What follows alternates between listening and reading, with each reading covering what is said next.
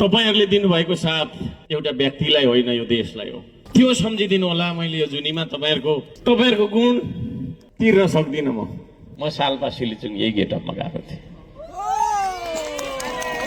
मेरो T short यही थियो, मेरो ट्राउजर यही थियो, जुत्ता चाहिँ फोहोर फुकाली राखेँ। 25 लाखको भनेर धेरैले भन्नु पनि भएको थियो। त्यो जुत्ता लिन 1 वर्ष कति महिना मैले पर्खेँ, आउनु भएन। त्यो जुत्ता चाहिँ जम्मा जम्मी तपाईँको चाहिँ त्यही 6-7 हजारको रहेछ। दाइले मलाई युके जाँदाखेरि किनिदिनु भएको थियो, त्यसमा पनि म आउँछु। तर 25 लाखको तपाईँको लगायो भनेर चाहिँ भन्नुभयो। त्यो चाहिँ के रहेछ भने अङ्कको बिचमा दशमलव भएपछि दशमलव पछाडिको चाहिँ पैसा हो क्या, रुपियाँ होइन। कति पाउन्ड प्लस दशमलव डेसिमल अनि पछाडि थियो। उसले चाहिँ सबै देखेछ क्या। अनि त्यत्रो पाउन्डको लगेछ, त्यो त हेर्दा त 25 लाख निस्केछ। त्यो जुत्ता पनि मैले त्यहाँ होइन लगाएर गएको थिएँ। त्यो जुत्ता चाहिँ मैले घरमा छोडिराखेँ। र म अत्यन्तै धेरै भावुक मान्छे हुँ। मेरो मनभित्र भावना छ, सपनाहरू छन्। एउटा म आफूलाई एउटा सानो अबोध बालक जस्तो लाग्छ। तपाईँहरूले याद गर्नु भएको छ कि छैन, कुनै समाजमा सभामा गएँ भने म केटाकेटीले जिस्काइराखेको हुन्छ होइन। केटाकेटीले पनि मलाई मन पराउँछ। मनभित्र कहीँ कतै त्यस्तो छल कपट र धोखाधडी नभएको मान्छे हो। त्यसो भएको कारणले गर्दाखेरि मैले धेरै कुराहरू ठानेको हुन्छु मनमा। त्यो कुराहरू गर्नुपर्छ जस्तो लाग्छ। र आज म इमानदार भएर त्यही गेटअपमा, जुन गेटअपमा म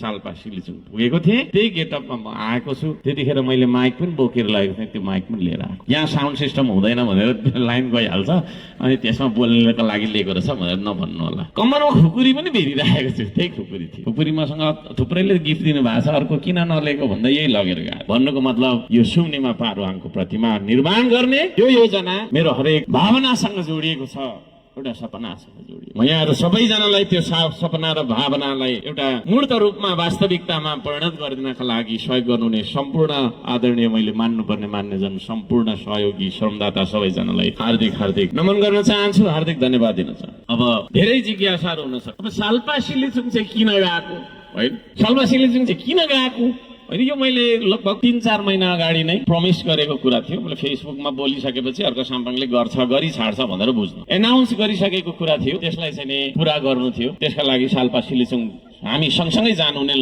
लगभग 100 जना मानिसहरू, सम्पूर्ण श्रमदाताहरू, शुभचिन्तकहरू सबैजनालाई म धन्यवाद दिन चाहन्छु। तपाईँहरूलाई पर्सनल्ली मैले थ्याङ्क्स त भनेको छुइनँ। आज यही सभा मार्फत होइन, यो कार्यक्रम मार्फत सबैजनालाई धन्यवाद दिन चाहन्छु। तपाईँहरूलाई मलाई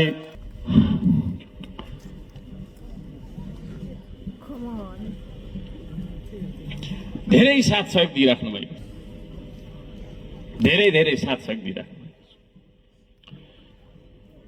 भिरमा पाइप तान्नदेखि लिएर भेलमा तपाईँको चाहिँ खोलामा ढुङ्गा बोक्नुदेखि लिएर त्यो उचाइको यात्रा सम्ममा तपाईँहरूले मलाई साथ दिनुभएको छ। हृदयदेखि धन्यवाद दिन छ। तपाईँहरूले दिनुभएको साथ एउटा व्यक्तिलाई होइन यो देशलाई हो। त्यो सम्झिदिनु होला। मैले यो जुनीमा तपाईँहरूको गुण तिर्न सक्दिन म, तर तपाईँहरूले आफ्नो सन्तानको लागि, यो देशको भविष्यको लागि मलाई सहयोग गर्नुभएको भनेर सोच्नुपर्छ।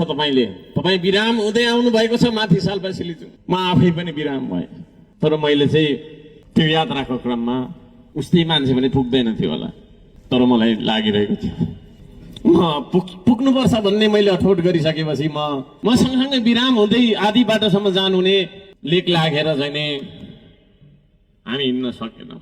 ती सम्पूर्ण दिदीबहिनीलाई धन्यवाद दिन चाहन्छु, ती सम्पूर्ण दाजुभाइलाई धन्यवाद दिन चाहन्छु।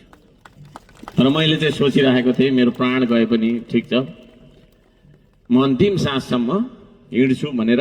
आधी बाटोदेखि नै लेक लागेर, अब यो लेक लाग्ने कुरा चाहिँ कस्तो रहेछ भने अहिले आउँदा म सुई नबिसाइ आएँ, तर त्यो लेक लागिसकेपछि चाहिँ 2-4 कदम गर्ने बित्तिकै सास छोटो हुने खालको हुँदो रहेछ। र बेलुका आएर होइन धेरै विराम पनि भयो। अब भनिहिँड्ने कुरो पनि भएन, मै लिडर होइन, मैले नि त्यसो भने हिँड्ने कुरो पनि भएन। सबैलाई हौसला दिएर हिँड्नै पर्ने थियो। र त्यो उचाइसम्म पनि तपाईँहरूले मलाई साथ दिनुभएको, सबैजनालाई म हृदयदेखि धन्यवाद दिन चाहन्छु। सालपा सिलिचुङ नै चाहिँ किन जानुपर्ने त भन्दाखेरि यो हाम्रो आस्थासँग पनि जोडिएको छ। सालपा सिलिचुङको माटो, ढुङ्गा र सालपा पोखरीको पानी, ढुङ्गा माटो र सालपा पोखरीको पानी लिएर शिलान्यास गर्छु भनेर मैले घोषणा गरेको थिएँ, त्यो ठानेको थिएँ। त्यो एउटा मेरो भाकल थियो भनौँ न, त्यसलाई मैले पुरा गरेँ। हामी सबैले सामूहिक रूपमा पुरा गर्यौँ।